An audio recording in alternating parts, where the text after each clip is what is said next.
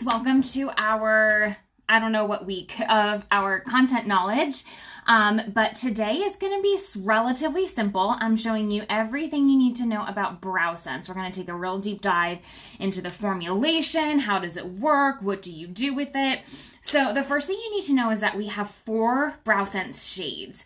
We have light, dark, medium, light, dark, taupe, and auburn. Those are our 4 shades. And those 4 shades can work for anybody. You can find your shade within those 4, I promise you. I use dark mostly. Sometimes if I'm feeling really fancy and I want to do some shading work, I will go with light first and then add it in with the dark.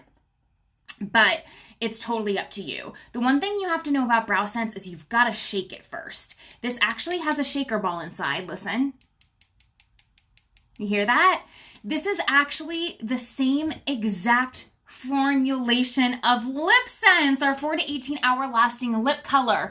It is literally just a tiny bit thicker, so it really does replicate thick brow hair. Okay, so when you wow people with LipSense, you can dive right into BrowSense and say, we actually have a brow product that is literally the same formulation as your LipSense. So if you love your LipSense, I bet you're really gonna love BrowSense. Opportunity for upsell, opportunity to share a product beyond the LipSense, okay? So as far as the formulation goes in it, of course it has our amazing Cineplex Complex, and other than that, it's like I said, it's the same formulation of LipSense. So it kind of varies from shade to shade, but it comes, what I really love about the BrowSense is that it comes with a really nice precision tip on one end. So you can really get that like natural hair-like stroke. And on the other end is a spoolie. And you've got 2 options with the spoolie. One, you can do your brows normally and then go through and comb through at the very end. You also want to comb it out in the beginning too. You can tell I did not comb my brows yet today.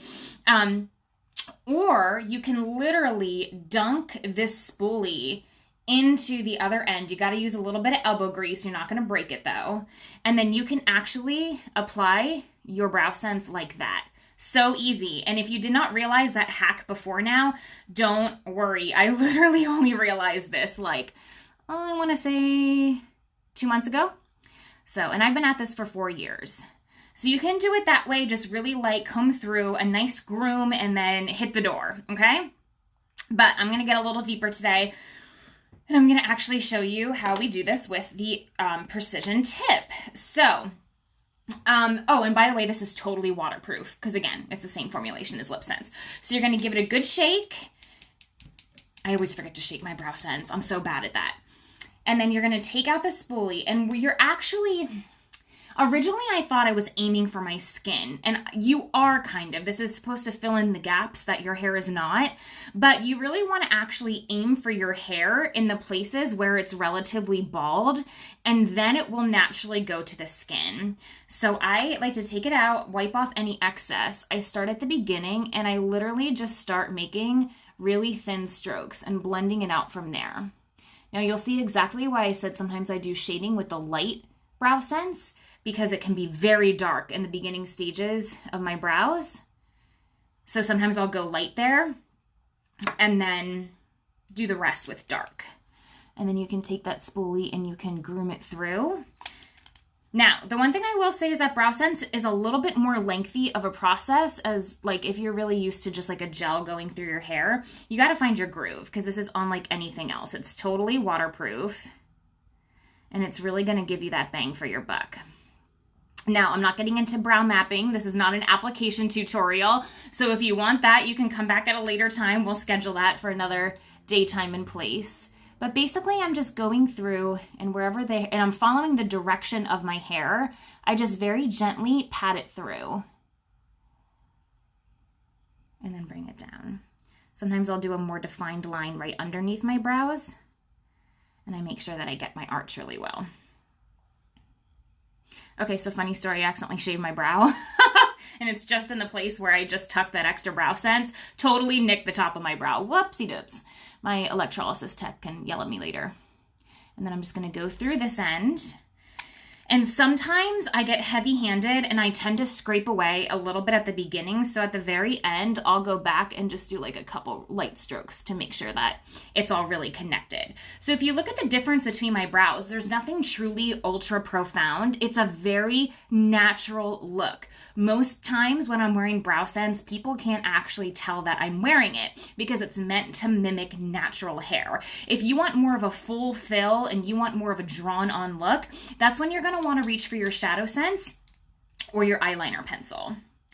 Alrighty, same thing, other brow. You're just going to kind of do little teeny tiny strokes.